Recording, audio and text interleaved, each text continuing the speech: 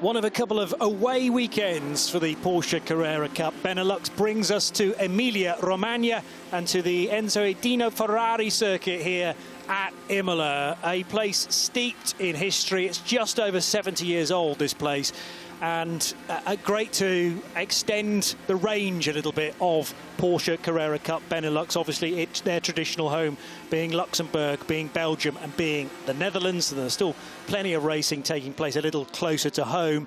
But this is round 3, races 5 and 6 of a already enthralling championship.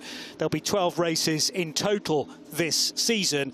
And the other thing we need to think about is the whopping high temperatures, 33 degrees Celsius currently in the air, and a lot hotter than that at track level. So welcome everybody. Great that you can be with us for today's race and tomorrow, which is bright and early, I'll warn you, at 9 o'clock. It's Johnny Palmer and Graham Goodwin looking after this 30-minute race, and already a big story breaking out in that we have a double World Rally champion in the ranks again, a certain Kalle Rovanperä.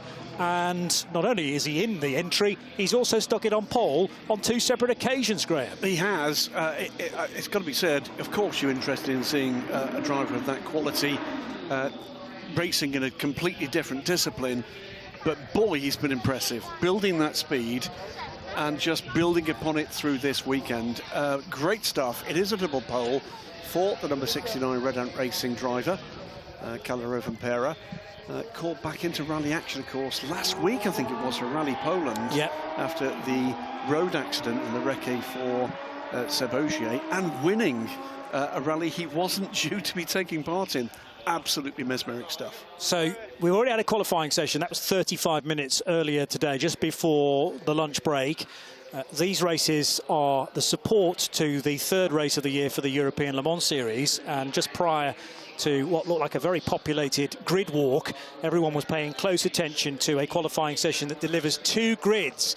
So it's the fastest time for this race, the 2nd fastest time for tomorrow morning's grid, and Rovanperä doing the business on 2 separate occasions. But he'll start alongside Paul Meyer, who's more experienced in his Hans Weiss Motorsport car, 144.253 that Paul set, compared to the Finn's effort, which was the 144.134.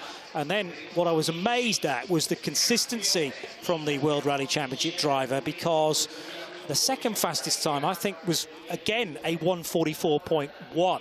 I think it was something like a 159. I haven't got the sheet right to my hand, but, you know, to be able to do a time like that is impressive. To then do it again, and he must have done that earlier on in the session, because the 144.134 was the final effort, in fact, in qualifying, lap 15 of 15. But Paul Meyer, as I say, will start from the 2nd row.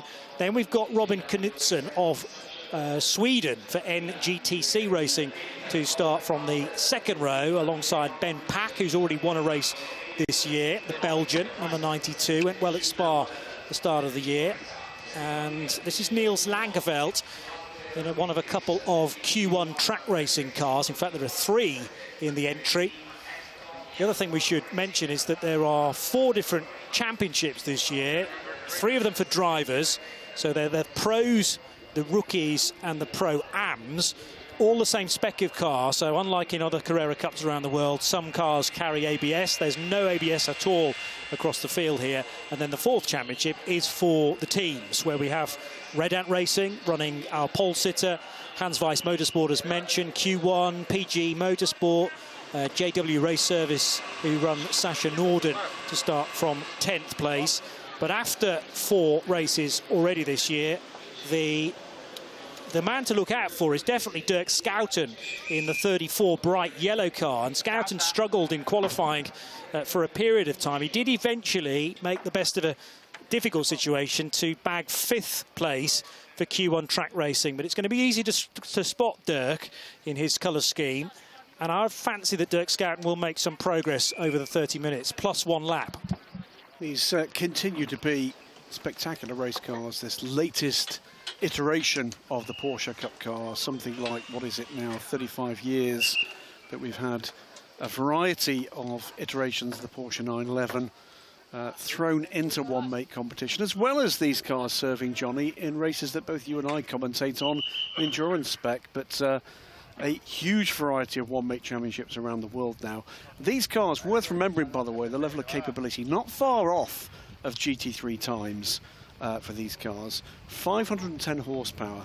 That's double what the original Porsche Cup cars were producing at the start of this story, where they were barely modified road cars. Now these are full race machines and very serious pieces of racing kit.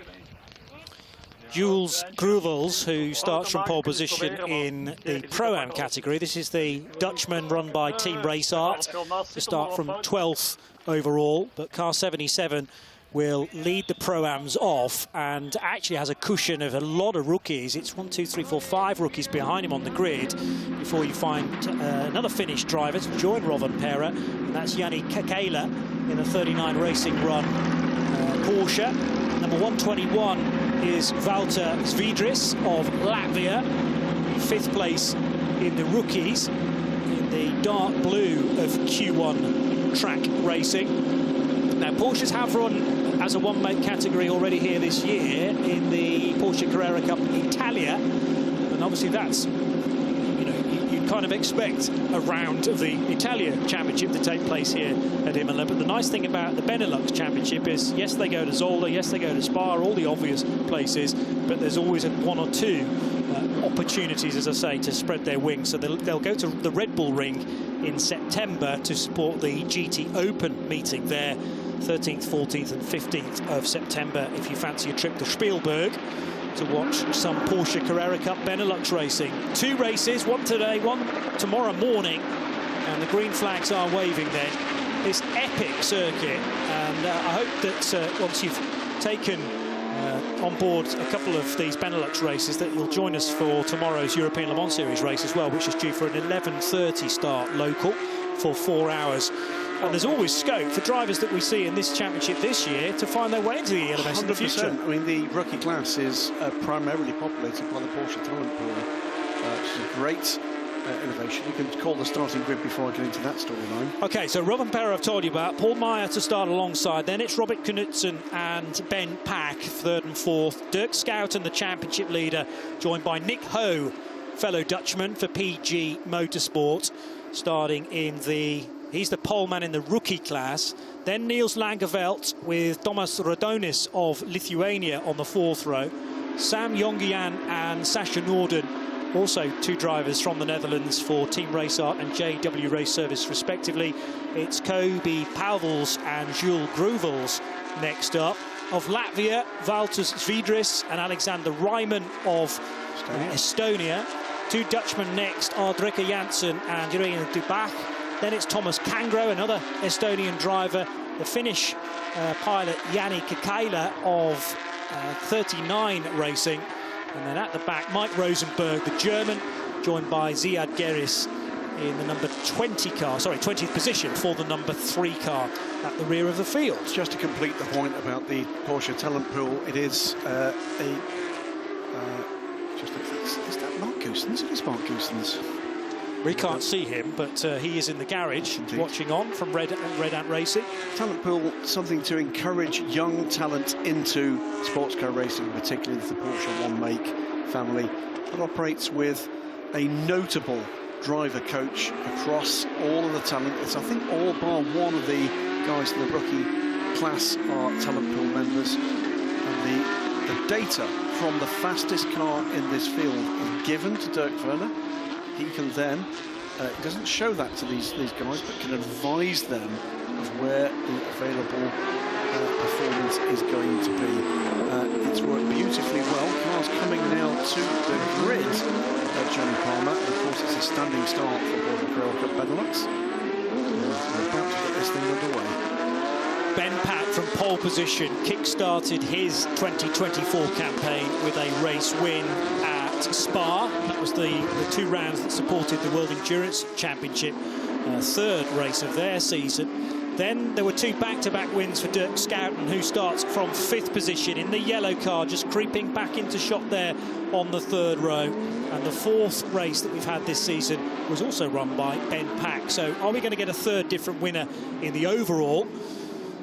And the question then is, who's going to be best performing in the rookies and in the Pro-Am division. You will struggle to look further beyond Jules Grovels in Pro-Am, who will start from 12th place. But the final few cars heading into their grid slots, Mike Rosenberg and Ziad Giris. And then they will be under starters' orders. It's 30 minutes plus the extra lap at the end. So around about 33 minutes we'll be racing.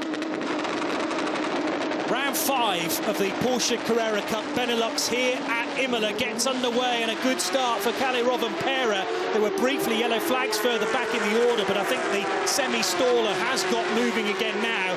Down towards Tamburello they will go, as Paul Meyer has a long look up the inside of the Finnish double World Rally champion, but there's no way by on the opening lap. So Rovanperä will lead them as they go through the sweepers in the early stages of this half-hour race. Paul Meyer in second, then it's Robert Knudsen, Ben Pack ahead still of the championship leader Dirk Schouten, and there's a bit of a gap then back to 1, 2, 3, 4, 5 cars all in a huddle as they head towards Tosa for the first time. But the good news is, Graham Goodwin, that was a clean start to this 5th race of the year. Impressive start from Kalle Rovanperä. Got the traction down beautifully, didn't he? Didn't look like being headed into, through or beyond turn 1. Nick Ho, by the way, has dropped back from 5th to 6th in the early running there, and that might account for that gap there, Johnny.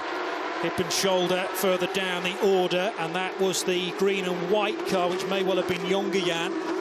Yeah, that number 65 car arriving at Aqua Minerale, and it's 2 abreast further back down the order as well. Tricky to get through these corners, especially on the opening lap when they're on cold tyres, and you can't necessarily lean on them as you might be able to do the closing 5 minutes of a race. But there's definitely a gap emerging between that top 5 and everybody else. Niels Langeveld is in 6th place in the sister car to Dirk Schouten. Paul Meyer putting Kalle Rovanperä under real pressure as they come towards the end of this first lap. And Meyer in the half-white, half-blue car, definitely wanting to dispatch Rovanperä as early as possible. And Rovanperä, you get the feeling, is very comfortable with the single laps competition, the qualifying that took place earlier on, because of his so many years of single stint or single stage stuff that he's done in the past. I say so many years, he's only 23, but this racing, still getting used to that element of a race meeting weekend, as that was a great move on the brakes there for the green and black car of Jongejan. So Sam making some progress there on Nick Ho to give him a change in the rookie lead. That's the 7th place overall, and Jongejan, yeah, up to 7th spot and ahead of fellow rookie runner Nick Ho. It's absolute carnage down towards Tosa corner. They're all going to get through just about, in fairness, whereas it's quite civilised at the front, the top 5 and nose to tail. Any line you want into Tosa further back. Yeah, but clean as a whistle. Cracking stuff here from this group of cars. Will it stay that way? Well, let's wait and see.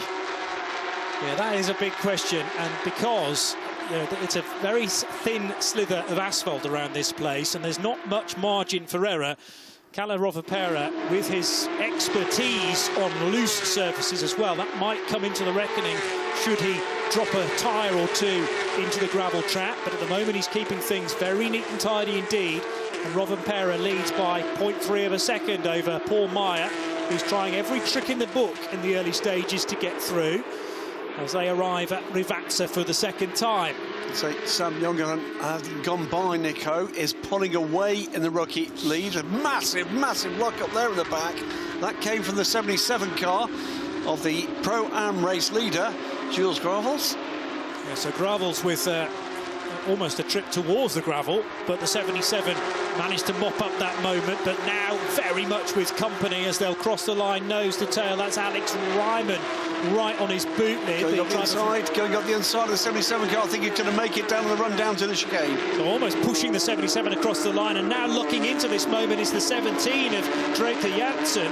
So Janssen also through. He runs in the rookie class as well, in that mustard-coloured number 17 car.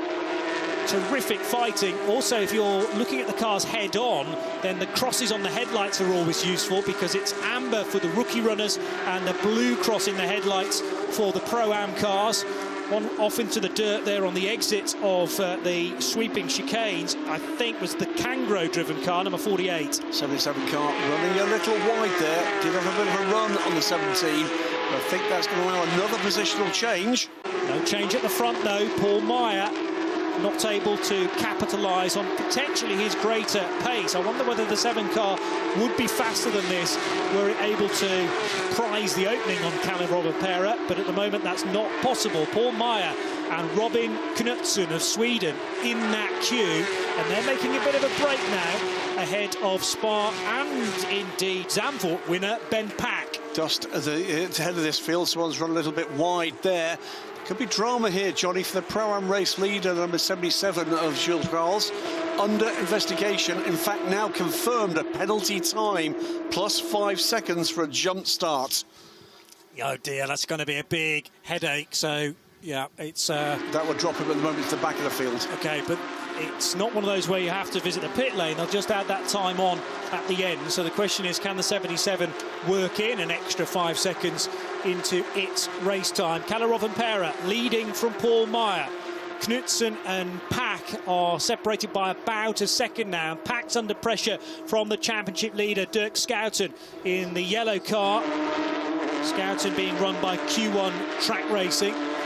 Confirmed, by the way, the number 5 car of Domas Radonis did make his way by Jules Carles, the 77 car. Here's Paul Meyer. Here's Paul Meyer on the attack at Tozer for the race lead, and he just gave Rovanperä a bit of a dummy coming out of the previous corners, maybe giving him the impression that he was going to go around the outside, and now into Piritella should have the inside line to take the race lead, and does so. And Rovanperä needs to be cautious here because the third place car of Robin Knutsson is snapping at his heels, and Rovanperä has driven brilliantly. Well, I thought he'd gone too wide at Piritella, and that would have allowed the 32 up the inside. But in fact, that did not happen. A couple of wheels off into the gravel for Paul Meyer, I noticed there, but that hasn't affected his pace towards the Grassini chicane at the top of the hill. It was the fastest lap of the race last time around from the new race leader that gave him the opportunity to get under terms with Rovanperä, but masterfully done. And again, Johnny Palmer, clean as a whistle, that move.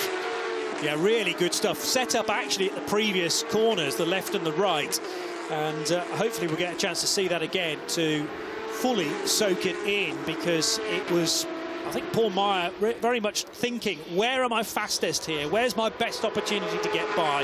And he clearly worked out that a run into Tozer, the number 7 car that he drives, run by Hans Weiss Motorsport, was just that bit more potent. And through he would go. Now, Kalle Rovanperä, a tad on the back foot, being the star in qualifying, no question about it, bagging himself 2 pole positions.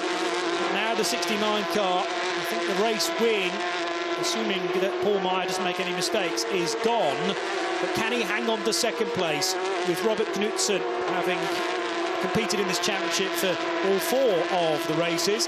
And again, the Paul Meyer route into Tozer is taken by the Swede. There's no way by, though, the Finnish driver that is in second position. The battle for second position, by the way, is drawing back into contention the following group of 3 cars. That toe had been broken, but now back into contention. Sam Jongejan still leading the rookie category, but it is really quite tight in this area of the field, which is Alex Ryman in the 47 car. Oh, and now there's a change, because the Team GP Elite car of Domas Radonis and the 17 are side by side approaching Aqua Minerale. The 5 was ahead briefly, but the 17 got him back just a corner later. The 5 too deep in there, gave the opportunity for the move to be made back.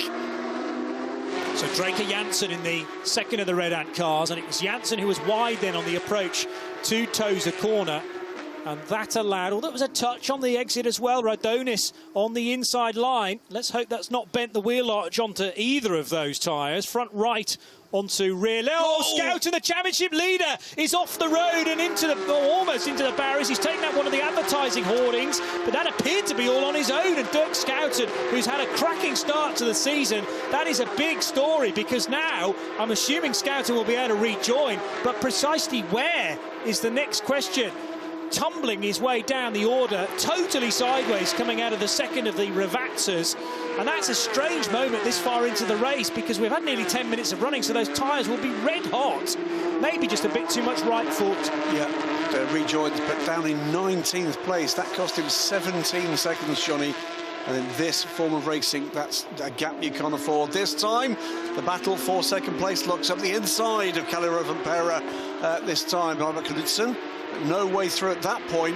But the fourth place car of Benjamin Pack is now almost with this pair, and it's going to be a three-car battle in just a few moments' time. Well, that's not the only spin that Dirk Schouten has had this year, but in fairness, at Spa, in the opening race, he was pushed into that spin at the final chicane, the bus stop chicane by Ralph Popelaars. That did appear to be all on his own for the Dutchman. Darting up the inside once again is Thomas Rodonis. We've seen this before, though. He's still side by side with Draker Janssen into Aqua Minerale, and Janssen trying to pay him back, fully sideways over the curbs. And who's that tucked in behind 77. them? The 77 is Jules Grouvels. So Grouvels looking to involve himself, maybe split the eye of the needle. Was he going to do both of them on the brakes there in the middle? Well, remarkably, the 17 car, in gathering that back up, has regained the position. Cracking stuff from this group of five. Also on their tail, Valter Zviedris of Latvia. He's in the dark blue car with the Dayglow colour panels. And there's a fifth car now involved as well, which is the blue and white, which may well be the Gerris car, checking my spotter's guide. Number 3, would that fit? It's 4. 4, OK, so it's the JW race service car of Jurian de Bach. Terrific stuff. You throw a blanket over them is the old phrase, and they head over the line almost as one, with once again Janssen somehow ahead, but under huge pressure from Thomas Rodonis. Someone's taken a grip. The 17 car's gone through the gravel, loses that hard-fought position, loses another position. So the 17 loses places to Draker Janssen and to Jules Grouvels. Right over the curb as well, I noticed, was Zviedris in the Q1 car. So let's hope that that's not broken his momentum. Back to the fight for second and third. It's still Rovanperä ahead of Robin Knudsen. But Knudsen, whereas he was threatening the World Rally Champion much more closely a few laps ago, he's just dropped back a bit. I wonder whether that's just to ease the pressure on his tyres, and then he'll go again in the second 15 minutes. At the moment, Paul Meyer still the fastest of this group and is pulling away, albeit only by the odd 10th here and there. But now with Rovanperä with a little bit more clear air behind, has he got the ability to push forward? One other quick storyline, by the way. Dirk Schouten has made up one position in the 77 car, remember. Jules Grouvels, trouble there for the 17 again. It's Janssen. That tyre was smoking already. So clearly, whatever the problem is there, was it too much curb? Well, there was too much curb initially that sent him into the gravel. But then I wonder whether that has created a slow puncture, because there was smoke starting to issue from one of the front tyres as it was going through Aqua Minerale, and then when he hits the brakes at the Grissini chicane, the old Variante Alta, the car just would not stop and behave itself, and surely that will now put Janssen certainly to the pit lane, maybe for a change of tyres, and at worst out of the race. We'll keep an eye on just he has indeed headed to the pit lane. The other point to make, by the way, is the 77 of Jules Grouvels. Remember, carrying that 5-second penalty, his pace in this group is enough that 5-second penalty would not prevent him from a class win at this point. Rovanperä is checking out again now in second position, so Robin Knudsen more focused on defending in his NGT racing car from Ben Pack in the number 92, and Niels Langeveld, who's definitely involved in a potential podium finish as well, as long as he can stick with Pack and therefore Knudsen. It's radiator smoke, in fact, so therefore steam that I was seeing rather than smoke. And was it therefore the car going off on its own fluids at the Grissini chicane? That's why the number 17 car wasn't able to stop. And Draker bringing that car into pit lane.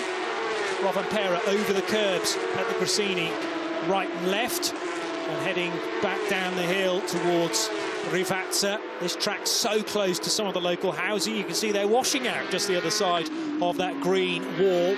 It is right in the town centre of Imola, and that's what's so cool about this place. Very short trip to our hotel this weekend, and it means that the public can get to this place so easily.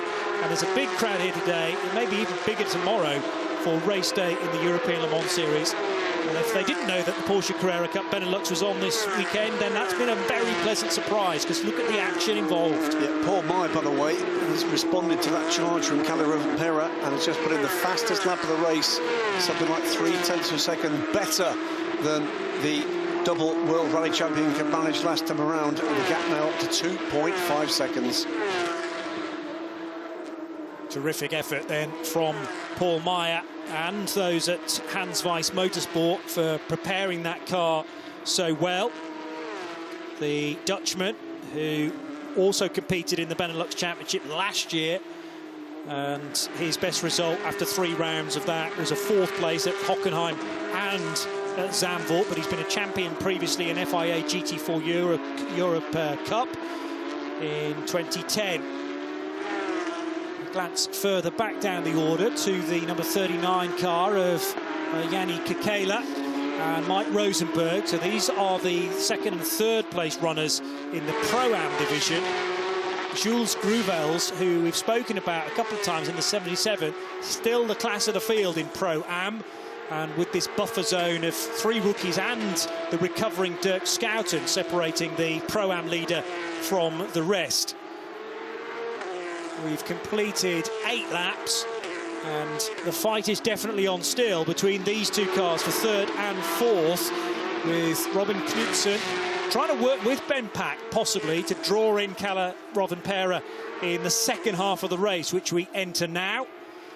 Kekela, fellow Finn, heads out of the Grassini chicane with Mike Rosenberg right on his tail. Look at the lead, though, now for Paul Meyer. You said it was 2.5 seconds. It looks like almost 3 at this stage, but it's 2.7 It's to be another exact. 3/10 that the leader has pulled away from Kalle Rovanperä. But Rovanperä looking comfortable now. Still got the 3rd place car in contention here, but he is just edging away little by little, but not able at the moment. The 2nd place car, hands of superstar, rally superstar, rally royalty, Kalle Rovanperä, not able to make an impact on Paul Meyer. This is why he's here, though, Johnny. He's here to learn. He's here not just to go out there and compete, but to learn. Where do you make the difference? And he's getting a bit of a masterclass at the moment for race leader. True. And yes, you have to be quick in single lap format that we had earlier on, but then across a 30-minute race. But the other thing is you've got to be quick and potentially have to defend well too. So there's controlling the car, there's remembering all the lines you have to take, and then there's the battling, which is almost bolting your duties on again yet further. And Paul Meyer is more experienced with, what have we got, 20 or 19 other cars in this race. Sadly for Draker Janssen, he is out because of that puncture to the radiator, which may well have been done as he went through the gravel in the early part of the lap. It's very easy to put puncture a few stones into that rad, and unfortunately that will finish a race in an instant. The Carrera Cup cars have become better over the years in putting those radiators further back behind the front bumper. Used to just take a little tap to put a car out of the race, but they're much more substantial now and resilient. But a run through the gravel can often finish your afternoon.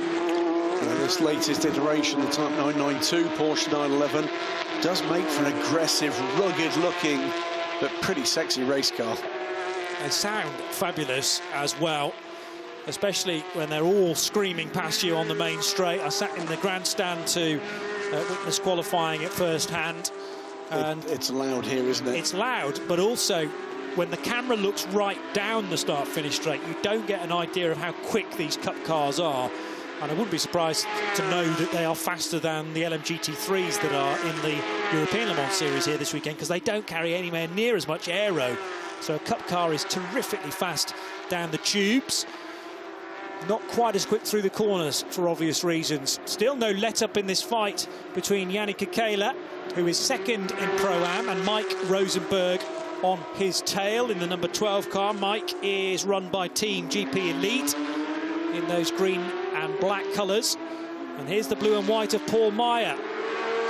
Gap stabilised of late, but he'll be happy with 2.7 seconds with 11 minutes to go. Yeah, they're basically trading hundredths at the moment in each of the sectors. Rovanperä is not able to make an impact on him, but if he's able to match this kind of pace, that's no bad thing, because, I say, Paul Meyer is driving beautifully at this stage of the race. Just about 11 minutes plus a lap to go in this race. Enjoying this, remember. More again tomorrow morning, as Johnny Palmer said. Bright and early here in Imola. black and white of Dieterin Luxury Performance. That's Ben Pack running in 4th position, ahead of Niels Langeveld in the 65. Here is Niels leading the rookie category. You can tell that by the orange or amber crosses in the headlights of his car. And then the blue crosses for those that run in the Pro-Am division. So Jules Gruvel's leading that in the number 77, just ahead of the 121 of Valters Zwiedris. So here is the 77 car, Pro-Am race leader. As we're watching this battle, ahead of the 2nd place in Pro-Am now is the recovering Dirk Schuiten after that spin. Also nearly put him in the wall, but the championship leader has recovered. He's now recovered to 16th place and getting stuck in now to the back end of the rookie class grid. Can he climb further up the order? Trying at the moment to get on to terms with Thomas Cancro. He's in 15th place with the Porsche Estonia 48 car. This, though, is the Pro-Am leader in the 77 car from Team Race Arts. Rivals, Valters Zvedris. The Q1 Track Racing 121 car going side by side. Oh, no, wait, that has gone past. Got to get through, yeah. I think Jules thinking, well, this is not really my fight to pick, because he's in the Pro-Am class, rather, and he had a very quick rookie right behind, so better perhaps to let Valters go in the number 121. He did that at Brasini. Well, the key thing from his point of view is that 5 seconds. He's at the moment on track in the lead. Oh, trouble for the 48 and the 34. Scouten again. That's Dirk Scouten maybe trying a move on, was it the 48 you said? Yes, 48. So car 48 is Thomas Cancro, the second of the Estonians in this year's championship. And was that Dirk Scouten going for a bit of a do-or-die manoeuvre into the first of the Rivazzas? Both cars leaving the track at high speed and into the gravel trap. Scouten is having an afternoon to forget, sadly, for the championship leader, remember. Well, he's come out of that ahead of the 48 car and stays ahead of the Pro-Am cars, but, yeah, the 48 car deep in the gravel. Let's have a look here. Oh, well locked up, and that, I'm afraid, was absolutely down to the driver of the 34 car. Nothing the 48 driver could do. Thomas Cancro absolutely powerless there. So the rather dusty look, and I think was I seeing some fluid, or was that just gravel coming out?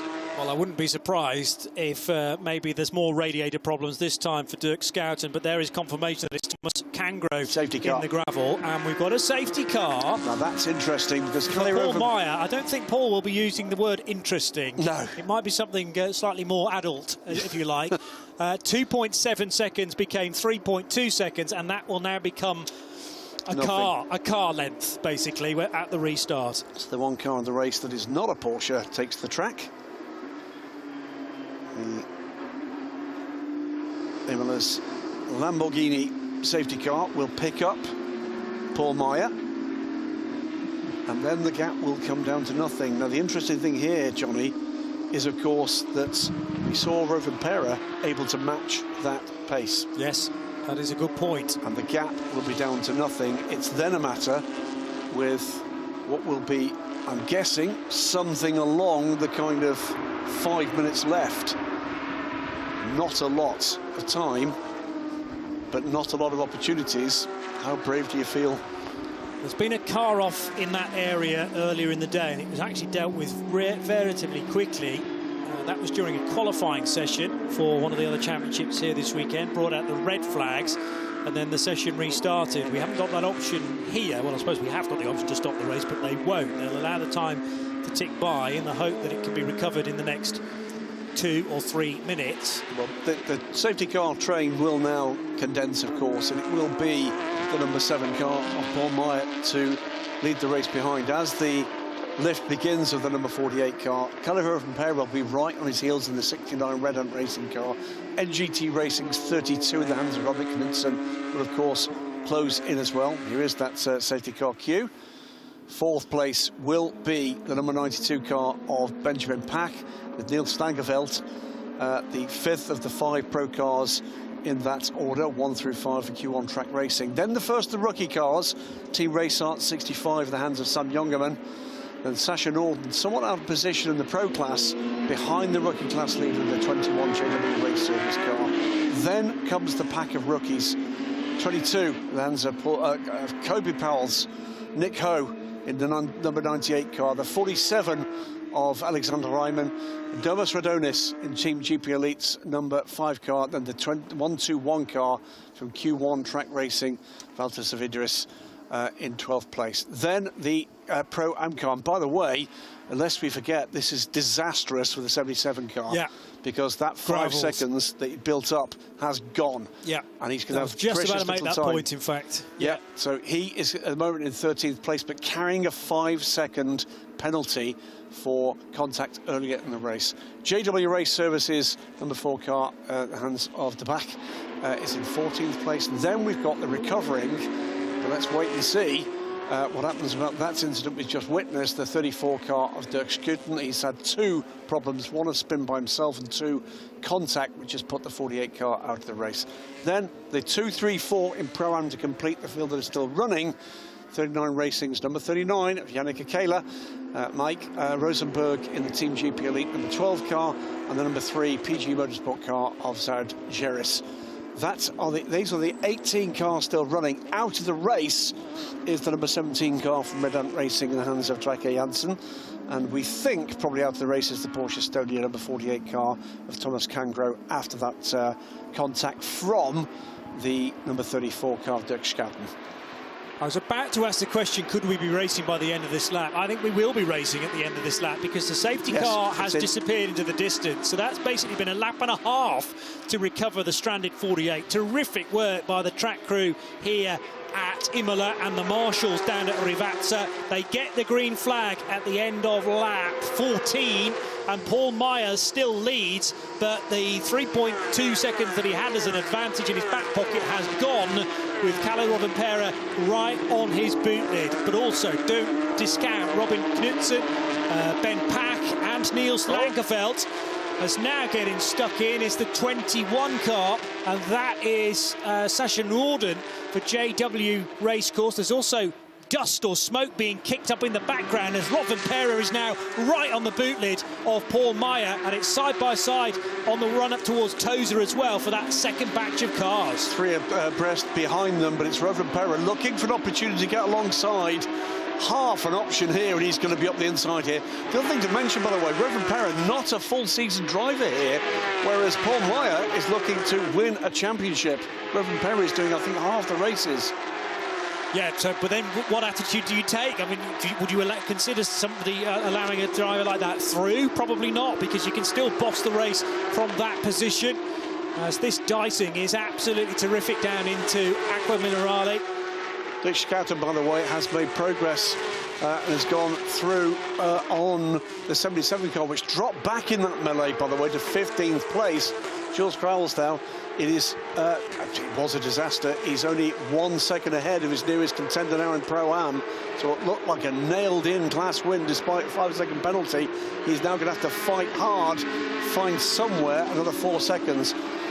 Melee here in the midfield. That's the 47 car up the inside of the 98, then almost losing it on the braking, managing to gather it back up. And that's a penalty for Schouten. Yeah, it's a penalty for the 34 of Schouten. But Rovanperä still running in second, 0.7 of a second off the race leader, Paul Meyer.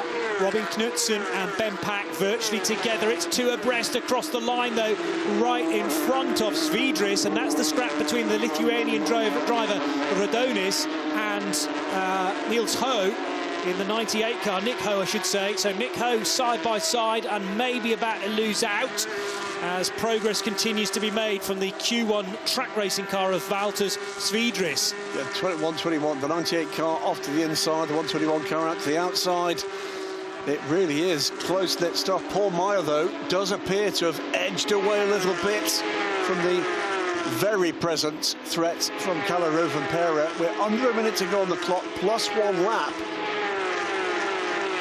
So it will be this lap and 1 more, I think. So, yeah, so a lap and a half from Aqua Minerale for the penultimate time. Oh, running a bit deep there was the Swedish driver Knutsen, and that might spell the opportunity for Ben Pack that he's been waiting for all race long. Pack well over to the right, then he goes to the left, but Knutsen's dealt with it fairly well. Car placement expert, because he stuck it right in the middle of the road, and there was very little option for Ben Pack to go down the inside as they approach the Grissini chicane. So Robin Knutsen hangs on to third, but he's possibly waved goodbye to a top 2 finish. Yeah, it's so easy in those circumstances when a minor error comes to panic. He didn't, did he? Knew he'd made the error, placed the car where he had to, kept his head, kept his position, but you're bang on the moment as they start what should be the final lap of this race, Johnny. It is indeed. The clock had just expired just 2 seconds before they crossed the line. This is the final lap of the race. Keep your eye as well on Sam Jongejan, who continues to lead in the rookie class. The car behind him is the 21 of Sasha Norden, who doesn't run in that class. Sasha's in the pros, so Jongejan, even if he does allow Sam Norden through, he'll still take maximum points, so long as he keeps the 22 car of Kobe Pauwels behind. Kobe's just coming through that dust cloud from a nearby gravel trap. I don't think the car's actually off in the gravel, it's just scooped a bit of it up as it's gone through. Very easy to do. The gravel trap right on the edge of the curbing in some cases. Paul Meyer, again, opening that gap up to over a second now. It's nearly a second and a half as he leaves Tozer for the final time. Meyer, Rovanperä, Knutsen just about still ahead of Ben Pack. And the class leaders are Sam Jongejan in 5th overall for the rookies, and it's Jules Grouvels leading, yes, the Pro-Ams, but when you work that penalty in, that will put him behind the other 3 cars. It will. No time to repair the damage done by that safety car, I'm afraid. So now all of a sudden it becomes all down to these 3 cars, the 39, which is the Yannick Kukela 39 racing car, and is he about to give in to the race, to a change of lead, I should say, because Mike Rosenberg is sniffing the potential biggest bottle of champagne on the podium at the end of this. We'll keep abreast of that in a moment or two, but Paul Meyer, a terrific drive that he had to do on 2 separate occasions, if you like, because of that pesky safety car that got in the middle of the race. But Paul Meyer will take the victory from Kalle Rovanperä, and I think Rovanperä will still be very happy with his weekend so far with a 2nd place finish. Robin Knutsen hangs on to 3rd ahead of Ben Pack in 4th, and Sam Jongejan does indeed get the win in the rookies. It's going to be tight in Pro-Am, but we're concentrating on these 3 cars running 2nd, 3rd and 4th on the road, because after the penalty, Grouvels, well, may well get 3rd position, as it turns out. So Kukela will win Pro-Am ahead of Mike Rosenberg, and Jules Grouvels leading across the line on the road, but a 5-second penalty will put him back to 3rd. Well, dramas galore of all sorts of shapes and sizes there. Dramas on track, some cracking racing, some really clean racing as well, Johnny, for significant positions overall and in class. A masterclass from Paul Meyer. It took a great drive to get by Kalle Rovanperä, but better still, even better drive to pull away from him. There is the rookie winner, Sam Jongejan, in the Team Race Start number 65 car. Proper racing there from Porsche Carrera Cup Benelux. One-make Porsche racing. What a training ground that is for young talents, and for that matter, for some of those who are a little bit older. It's great racing in its own right, but as a ladder, absolutely world class. Yeah, and you know, there's this mindset that some of the other Carrera Cup championships are stronger, better than Benelux. I keep telling people, no, yes, watch Super Cup, yes, watch Porsche Carrera Deutschland and maybe Great Britain, but watch the Benelux as well, because you get still a great spread of nationalities and some excellent talent that area of Europe and further afield can tap into, and we could very easily be watching the stars of Carrera Cup one-make racing, but also the broader scheme of GT racing. Absolutely. Worldwide, arguably. You know, these could be the stars of the future. And excellent this year that they get to travel to 1 or 2 of the racetracks further afield, like here at Imola and the Red Bull Ring, with at the same time retaining Spa and Zandvoort and Assen and Zolder, where they will end their season. He can be consistently a winner and a good performer at this level, in this kind of quality of field. Trust me, GT racers are going to be interested. GT teams the world over. I said a little earlier about Mark Goossens in one of the garages here. What a career he had, and not just in Europe. So, 1 of 2. The gap at the flag, just under 2 seconds. That was cracking stuff from Paul Meyer to pull away at the end of that race. Kalle Rovanperä, I think, realised his day was done in terms of the potential for a race win. Bedded in there.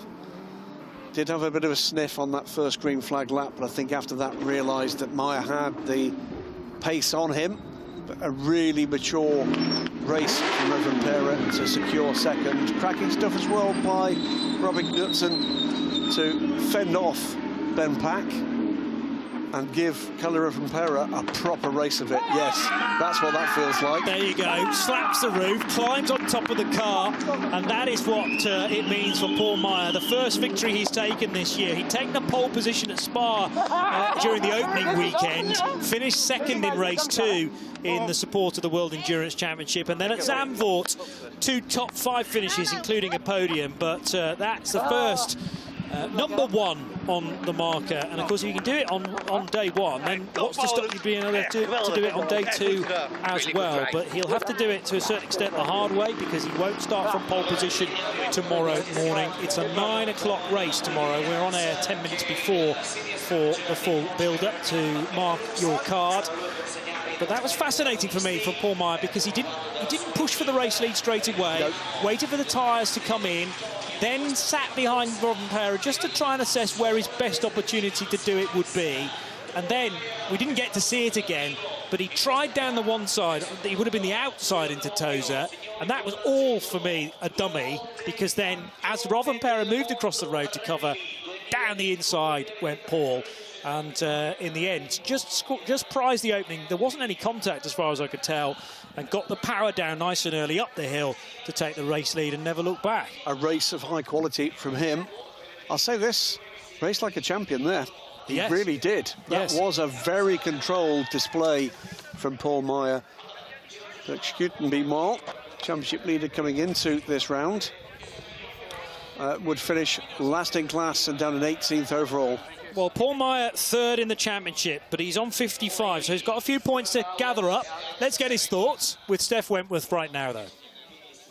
I am joined by our race winner, Paul Meyer. Congratulations. Here at Imola, you're the winner of race 1. You can't keep the smile off your face. Huge congratulations. Thanks a lot. Yeah, we've been aiming here for quite a while. Started last year with a few races.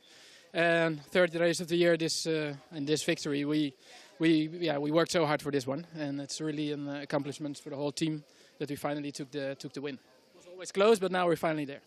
Absolutely. You've had a pole position. Finally, you've got the win. It's great for your championship battle, isn't it? Yeah, I don't know what the other contenders did, but I think we're close to number 1 now, so that's a really good thing after race 1, yeah. All right, what are your expectations for race 2? Same again? Yeah, the race pace of the car is amazing. We tested all day long only for the race pace, because we knew it was going to be really important, and yeah, it paid out well. Excellent. We'll see you for race 2 tomorrow. Thank you so much. Enjoy the celebration. Thank you. Paul Meyer will go to the podium. He trailed Ben Pack by 3 points before this weekend, and Ben finished behind him in 4th. And then the big points margin was 22 to Dirk Schouten, who's had a nightmare in that race. So I think Paul Meyer won't be that far away from the lead of the championship. 17 laps then for Paul. He finishes 1.9 seconds clear of Kalle Rovanperä, who has been a star this weekend. NGT Racing's Robin Knutsen in 3rd ahead of Ben Pack, and the rookies was won by Sam Jongejan. But now Steph can chat to Kalle Rovanperä, who finished 2nd. And I'm very lucky to be chatting to our 2nd place driver, Kalle Rovanperä. Huge congratulations to you on the podium. It's brilliant to have such a huge rally superstar joining us here for Benelux. Yeah, for sure. Thank you. It was quite a tricky race. Of course, when you start from the pole, you cannot be happy finishing P2. But yeah, I just have to give it to Paul. He was just faster on the race pace. I was struggling the whole run quite a lot with the car, so yeah, I couldn't do much more. So it's quite okay. We have another race tomorrow. What have you learned from this race that you'll be able to take into the one tomorrow? The conditions are going to be different. It's probably going to be not as hot. What can you take from this race into tomorrow? Yeah, it's going to be interesting in the morning, different condition. For sure, I think we need to try to work on with the car a bit. Now I felt I was fighting the car too much the whole run, so let's try to have a quicker car tomorrow and hopefully fight for the win. Fingers crossed for you. Thank you so much. Thank you. Well, that is the tricky thing when you've got, yes, sessions probably long enough to be a race simulation, but do you choose to do that, or do you choose to fine-tune, get the car trimmed out to be good in qualifying and then as quick as possible in the early phase of the race? But he reckoned he was fighting the car. Interesting comments then from Kalle Rovanperä, and maybe something they can adjust overnight. So great action as usual from the Porsche Carrera Cup Benelux. There's another one of these 30-minute races to come. Dirk Schouten with a moment to forget after he misjudged his braking point into Rivazza and cleaned out Thomas Kangro, and that incident is going to be looked at. Some terrific racing from the rookie division as well, including with Draker Janssen and Domas Radonis of Lithuania. Sadly for Janssen, though, it meant that the radiator in the Red Ant car was popped after a run through the gravel, and the car could go no further. And after that spin coming out of Rivazza, Dirk Schouten, in trying to recover some of those places, actually hit the 48 car twice, I noticed. There was a tap on the nose as well to finish the job off. Paul Meyer's victory, though, absolutely ecstatic at that. And with the top 3 cars overall lined up beneath the podium, we can present the trophies in a moment or two to the top 3 finishers in Pro. That was half an hour of racing of really high quality for Porsche Carrera Cup Benelux. What are their away days or away weekends, this time at Imola? A championship that's privileged to have on home grounds such, what is it, it's Zandvoort, Assen and Spa are the ever-presents, but always have a couple of away days, and Imola, I think, is going to be a very popular choice for the Porsche Carrera Cup Benelux contenders, and indeed those of you, I'm sure, that are watching on at home.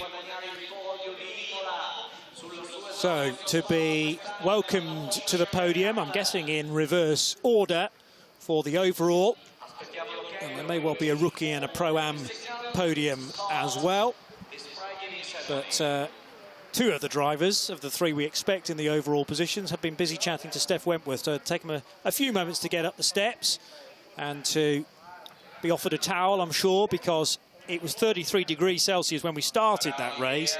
I don't think it will have dipped too much in the ambient respect. And when you're inside the cars, I mean, I know LMP2s have LMP2s in the European Le Mans Series have air conditioning. I don't know about a Cup car, whether that has aircon. Probably no, what not. they've got is a kind of 4.5 litre heater in the back. Yes. Yeah, but all that goes out behind them, doesn't it? You know, it's not as bad as having an engine in front of you through the bulkhead. So, 3rd position, the flag of Sweden displayed on the digital screen for Robin Knutsen and NGT Racing with his number 32 car, and that was an interesting race to witness, actually. At times he looked like he might be able to get ahead of Kalle Rovanperä, and then the pace of his car faded a touch. The double World Rally champion Kalle Rovanperä finishing in 2nd, but dancing his way onto the podium for Hans Weiss Motorsport is Paul Meyer. Let's hear the national anthem now for the winning driver.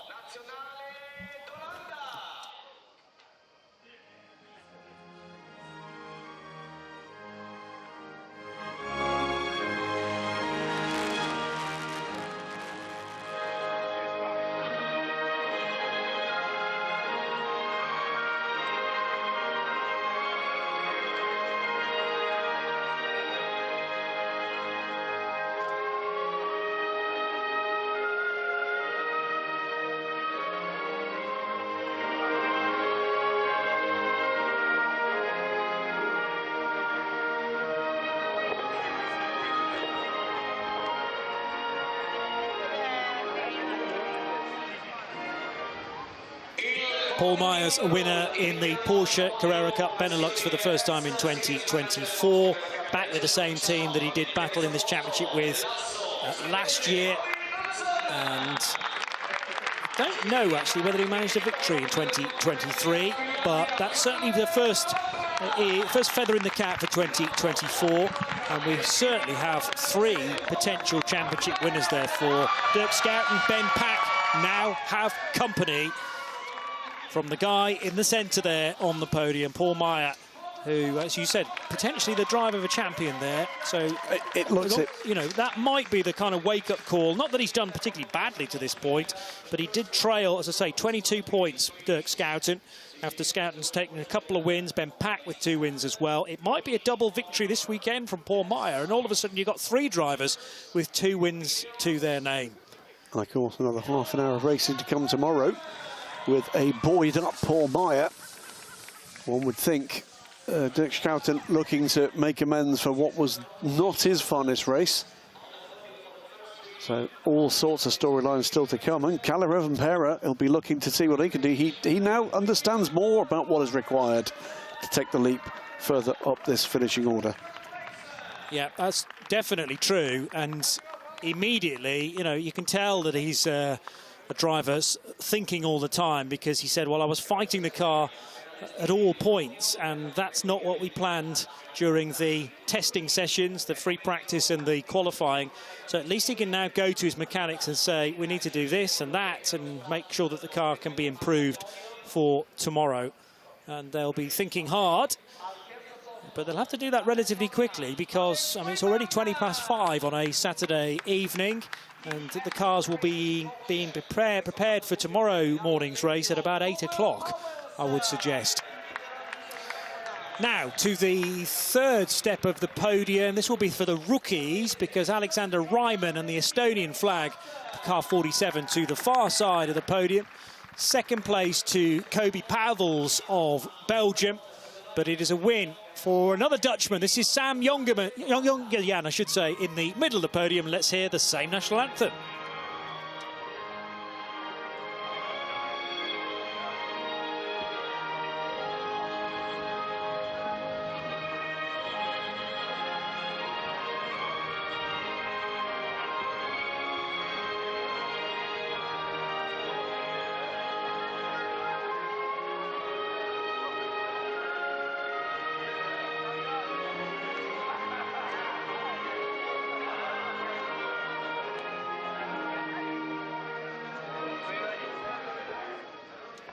Sam Jongejan is the rookie victor in the 5th race of the season in the Porsche Carrera Cup Benelux. And in the rookie part of the race, it was actually Nick Ho who started from pole position. So Jongejan has had to come from 3rd in class to get by Damas Radonis and to get by Nick Ho as well, and to finish with the maximum amount of points. Yeah, Nick Ho had a pretty poor start to that race and didn't really recover, but 3 happy young men on the podium. Keep an eye on names you see on podiums like this in the Porsche talent pool, because this is where you're going to see Porsche juniors, Porsche contracted drivers, Porsche factory drivers emerging. And there'll be plenty, I'm sure, of download, literal and figurative, with Dirk Werner into the evening. It's also a wonderful championship to assess drivers in, because everyone's got the same equipment beneath them. Regardless of whether you're in Pro, in Rookie or in Pro-Am, it's effectively the same car, the same design, or running with the 4-litre flat 6 in the rear of these cars, and not a great deal of downforce, lots of top-end speed down the straights. But if you can be quick in a category this close, then all of a sudden, and consistently quick as well, all of a sudden people start to take note of what you're doing, and the opportunities can really start to spiral in the right way. So, still cooling off, Paul Meyer, having a chat to friends and family, no doubt. Far side of the podium for Jules Grouvels, yes, who soaked up that 5-second penalty and did eventually finish on the podium quite clearly. Here's Mike Rosenberg of Germany and Team GP Elite finishing in 2nd position. But it's Jani Kekala, again of Finland, punching the air as he arrives on the top step of the podium. And the national anthem of Finland for Jani Kekala, winning in the Pro-Ams.